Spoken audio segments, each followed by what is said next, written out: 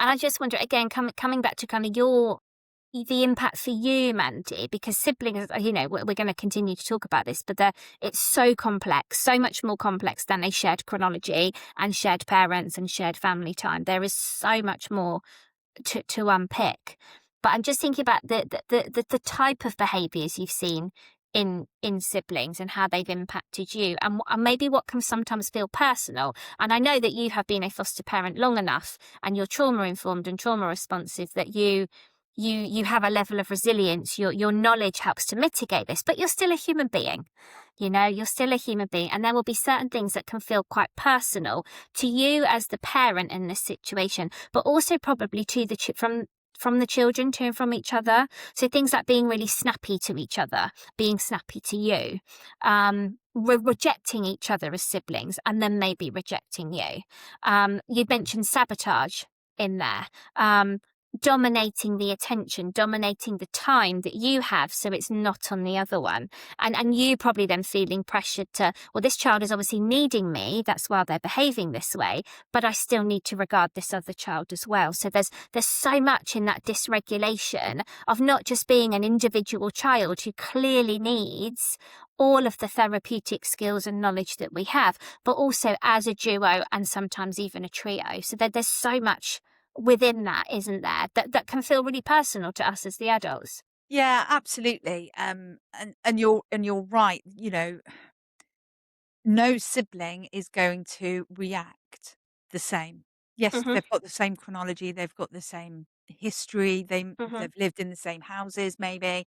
Mm. But one child may be desperately looking for attention, and so is really attention seeking. How can I help? Do you still, follows you around? Do you still love me? I'm still here. I'm still here. I'm still here. Yeah. Yeah. Whereas the other one might have meltdowns and big explosions of emotions and, flip tables and chairs and things like that. Um, but you've still got to treat them the same. Yeah. And that's when it's so difficult. Mm. Even my friend, and I'm sure she won't mind me mentioning her, she's got 2 children, beautiful, lovely siblings, but 2 total opposites, not trauma impacted, but definitely on the spicy scale.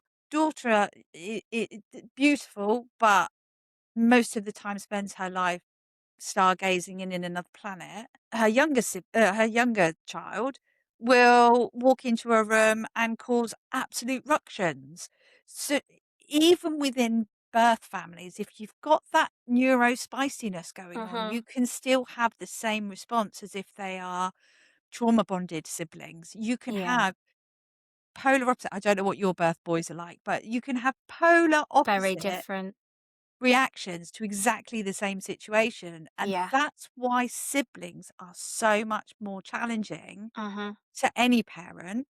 Yeah. Add in the spiciness, add in the trauma, and it just takes it to a whole new level because I, as a foster carer, am being regulated. I'm being observed. I've got my daily logs that Yeah. I have to Yeah. do, any incidents I have to write. So my whole life is a little bit of an open book, and people will make judgments, however much they say they won't, but they do. Mhm. It's human Mhm. nature. So that's what I was taking on as well. I've got these siblings. Mm.